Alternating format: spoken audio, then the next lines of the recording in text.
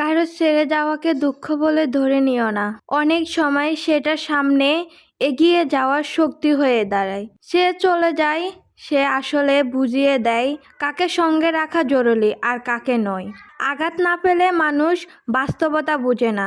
কথার চেয়ে অভিজ্ঞতাই বেশি সত্য বলে প্রমাণ দেয়।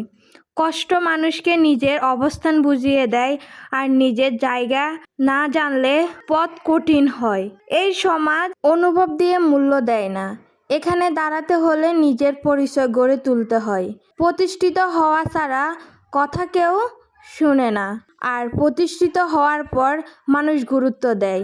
এই কারণে প্রত্যেকটি মানুষ ছেড়ে যাওয়ার তোমাকে একটু বেশি শক্তি হতে শেখায়। হেরে গেলে চলবে না, প্রতিষ্ঠিত হয়ে জীবনকে সুন্দর করে গড়ে তুলতে হবে।